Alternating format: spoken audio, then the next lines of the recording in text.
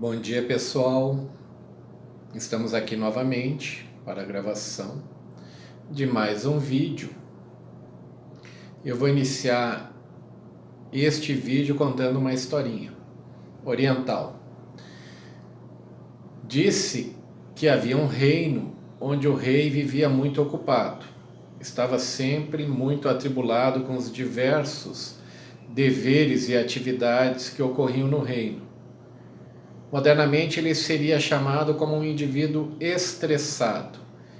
Ele partia de um problema, resolvia o problema, surgia outro e assim sucessivamente. Ele foi se desgastando a tal ponto que certa noite ele rezou e pediu a Deus, ao Criador, que o ajudasse, porque ele não aguentava mais o ritmo da sua vida. Deus apareceu e disse que iria ajudá-lo. Que na manhã seguinte haveria um servo que ajudaria o rei, só que havia um problema. E o rei pergunta: qual é o problema? Quando não tiver o que fazer, disse Deus, o servo vai te atacar. E o rei pensou e observou: bom, tem tanto serviço no meu reino que nunca não vai ter o que fazer esse servo. E disse ok para Deus, topou. No outro dia, quando ele acordou, havia um servo, grande, alto, forte.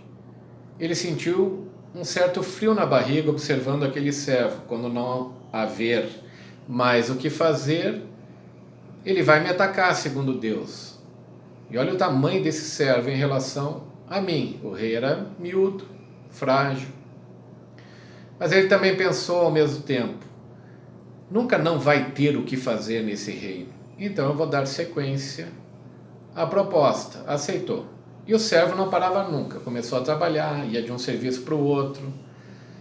Terminava uma atividade, começava outra. Trabalhava de manhã, de tarde, de noite. Às vezes de madrugada.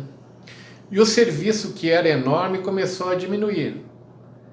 E aquilo que poderia ser uma alegria para o rei começou a virar uma preocupação. Ele recordava-se sempre da mensagem de Deus: quando não houver o que fazer, o servo vai te atacar.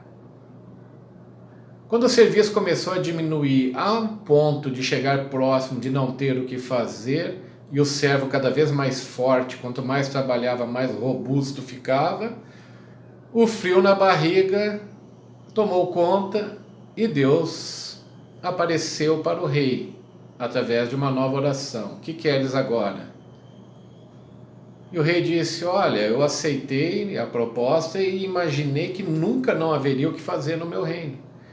Só que esse servo é tão operante, tão trabalhador e ao mesmo tempo tão forte que está chegando próximo ao fim, não há mais o que fazer.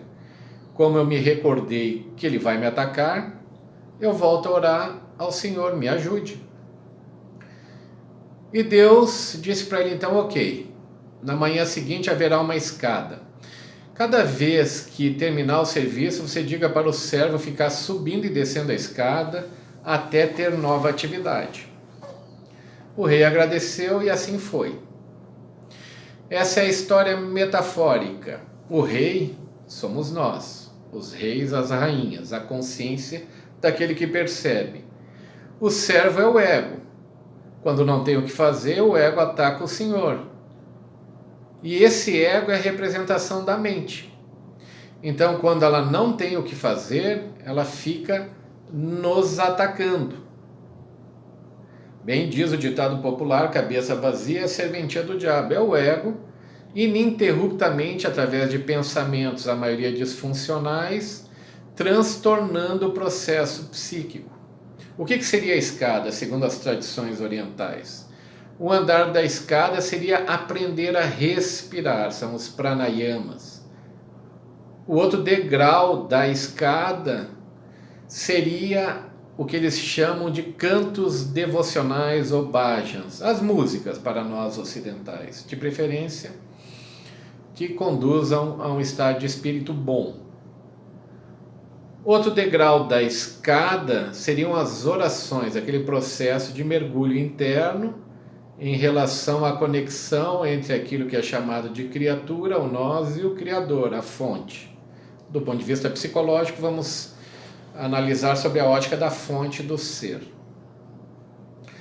Um outro degrau seria a ação consciente no trabalho a benefício da sociedade, do próximo, que algumas tradições religiosas chamam de caridade.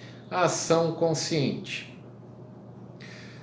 Num outro degrau seria a meditação, a capacidade de interiorização psíquica, de autopercepção, de autoobservação. E aí, cada andar, uma função fazendo com que o agente que pode se tornar transgressor, o ego, a mente, se torne um aliado a serviço do ser. Então esta é a moral da história. O ego é uma partícula psíquica, e este ego tem referência ao que as tradições orientais falam, não se confundir com o ego, por exemplo, da psicanálise. É uma partícula onde há dois grandes complexos embutidos nessa partícula. Um complexo é de inferioridade e o outro complexo é de superioridade. Ele fica girando da superioridade para a inferioridade, numa oscilação de pensamentos que tem na sua base crenças e ideias disfuncionais ininterruptos, que castigam o rei, a rainha, que somos nós.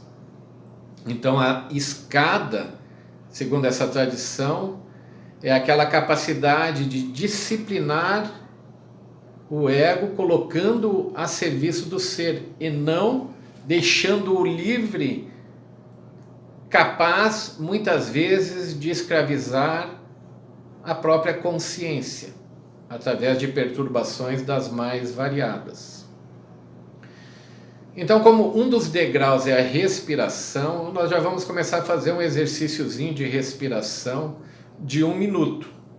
Então, o que eu vou pedir para você? Se sente com a coluna mais ereta possível. Suavemente vá fechando os olhos e respirando. Feche os olhos e por 1 minuto nós vamos respirar. Encha os pulmões de ar.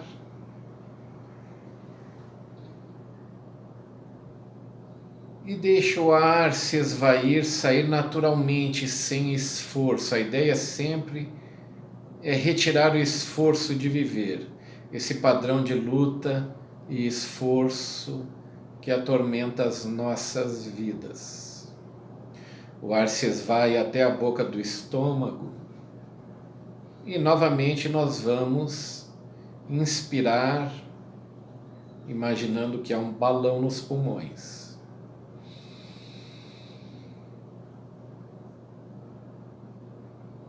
E o ar vai saindo suave e naturalmente até a boca do estômago. E assim sucessivamente. Inspira.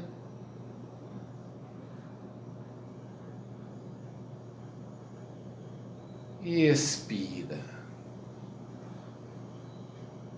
Vai percebendo o corpo inteiro relaxando, à medida que a respiração vai se dando.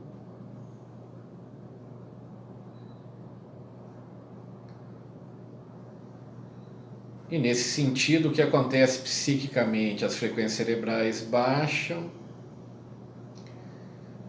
E nesse relaxamento, o ego vai se colocando a serviço do ser, a consciência suprema, que nós vamos falar mais adiante. Detalhar um pouco mais sobre o ego, um pouco mais sobre o ser e sobre a autoimagem idealizada. Por hoje é isso. Espero que tenham gostado. Peço o like, o sininho, que vocês façam parte deste canal. E compartilhem também. Detalhes teóricos há no livro, enquanto com a nova era dos mapas mentais ao território do ser. Um grande abraço e um bom dia.